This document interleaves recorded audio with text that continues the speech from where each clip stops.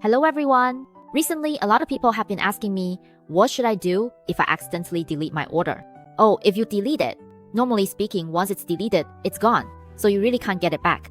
That's the usual case if you delete any data, such as your customer, your supplier, or your order, your invoice, and so on. But in our e-invoice system, we don't have a delete button, so you don't need to worry about deleting your data. However, if your data, for example, you made a mistake, or you cancel some orders leaving them, that might make things look messy. So even though we don't have a delete button, we do have an archive button, which is the safest method for all our document management.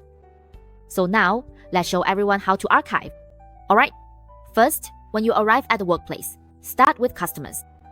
Now, I'll click on this customer, Grand Dragon Food Supply. If I scroll down, you'll see there's an Edit Customers option below. Below Edit Customers, there's an Archive Customer button. When I click it, it will ask Confirm Archive Customer and I just click Yes. You can see that my Grand Dragon Food Supply has disappeared from here on the side, right? So how do I find this Grand Dragon Food Supply again? The one I just archived. Over here, to the right of Search Customer, there's a downward arrow. If I click on it, it will show the customers I just archived. So you can see their status here is archived. So what should I do if I want to restore it? If I suddenly think about it and realize I want this customer back, then when I scroll down here, you can see there's a Restore Customers button here. If I click it, it will ask you, are you sure you want to restore?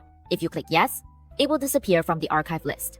Then, on this arrow button, this archive button with a downward arrow, if you click it, you'll return to the previous page. You can see that Grand Dragon Food Supply is back again. This is what we do when we want to archive our customers. Alright, next, let's go through them one by one. If I want to archive invoices, for example, if I see a cancelled one here and I want to archive both the cancelled and the e-invoice rejection ones, I just tick the checkboxes next to them and then click Archive Invoice here. After clicking, you can see that the two just now have disappeared. Why is that? Where can we check them? At this archive button here, just click this downward arrow and you can see that the two invoices we just archived have appeared here. So how do you restore them after archiving?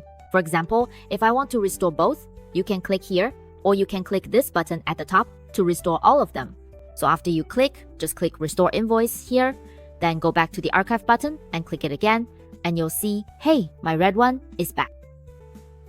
Okay, so this is how we archive our invoices. Next, let's move on to orders. Orders work the same way. For example, if I want to archive the first order, I just check it and then click it. If there's nothing, for example, when I click this archive list and it's empty, I'll just go back. Now I'll archive one, and then when you click this archive button here, you'll see this is the one I just archived. If I want to restore it, just click it, click Restore Orders, then click the archive button here again, and you'll see my order has come back. That's how orders work. Invoices, orders, quotations, and payments all follow the same pattern. So now, if I click on quotations, for example, if I want to archive these quotations, I just go in, then click the archive button here, and I can view this information. If I don't want it archived, I just click Restore, then click the archive button again, and it will take me back out. Okay, next is payment.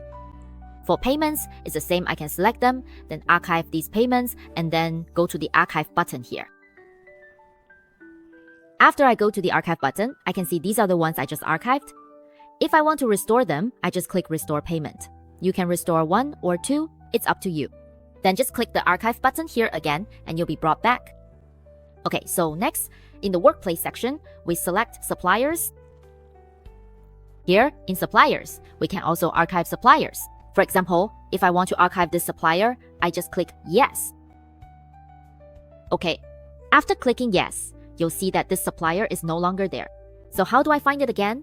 Similarly, on the right side of the Search Supplier bar, click this Archive button and you'll see this is the one I just archived.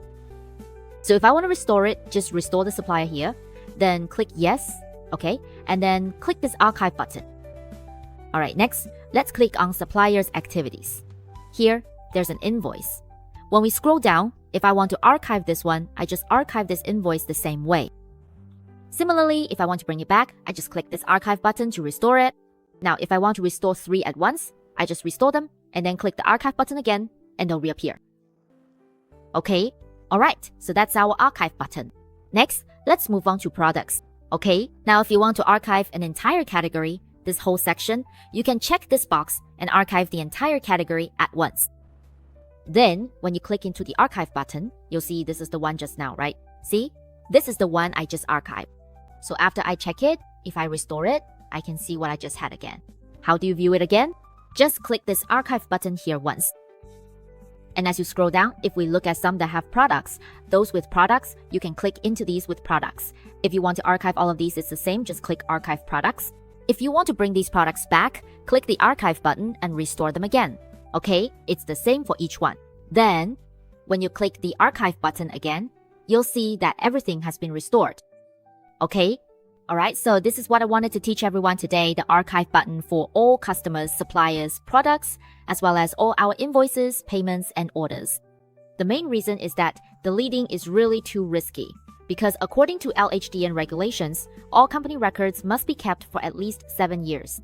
So if you accidentally delete something, and later, within those 7 years, they come to check, you have no way to explain it. That's why we don't provide a delete button, we give you an archive button instead. It's not for you to delete things, because you're not the only one issuing documents. It could be your employees or new juniors who might accidentally click delete. And then it's gone for good, completely unrecoverable. So, for safety reasons, we provide the archive option. You can put it in an archive list, at least you won't see it, but you don't have to delete it. If you ever need anything, you can still look it up. Okay, alright, that's the end of today's tutorial. Thank you everyone.